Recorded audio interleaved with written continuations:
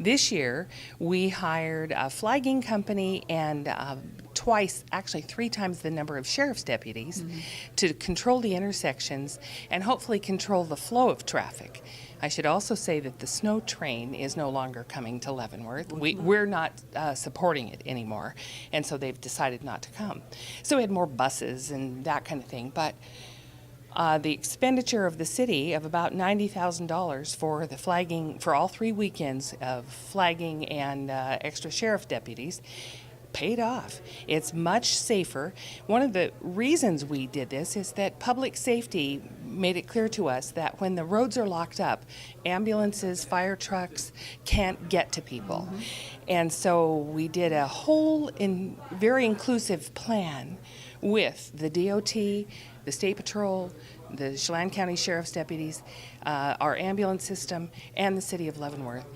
And it went much better. I mean, it was still slow. There was slow traffic. Well, I think that there is this notion, or at least a perception by some in your community, that it's become out of control, that the traffic situation is unmanageable, but you would say that's not the case?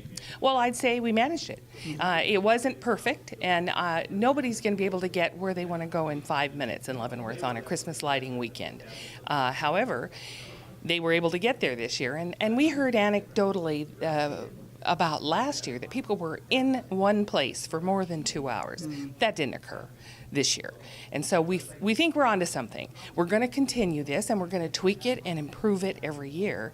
And so I think for our locals especially, it's easier to get around during Christmas lighting. Well, obviously the town has become quite an attraction in terms of tourism. And 2019 promises to be kind of an interesting year. You have another project, I guess, that's being proposed for an adventure park. Right. So traffic is going to be a big issue for you this year. Traffic is going to be a big issue for Leavenworth forever. And part of the reason for that, I think people need to recognize, is that we are on Highway 2, which is a major east-west highway thoroughfare. And a lot of the traffic that comes through Leavenworth doesn't stop in Leavenworth. It's pass-through. It's a pass-through, yeah. They're getting from the west side of the mountains to the east side of the mountains, and that's the only way for them to go.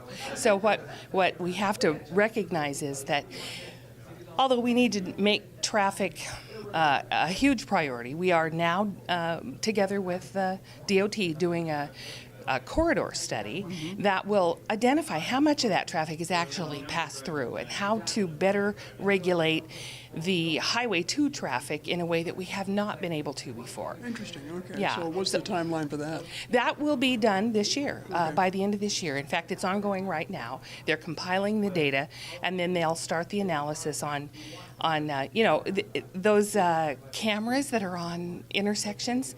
Count cars. There's a way for the DOT to count every vehicle that comes on that is traveling on a highway and where they're going, where they end up.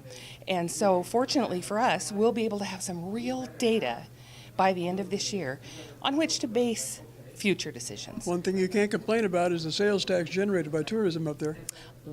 You won't hear me complaining about that. It is what runs Leavenworth. That is our major operational funding. No question about it. Well, good luck 2019 and Happy New Year to you, Thank you, Mayor Steve. Farivar. Thanks for giving me this opportunity.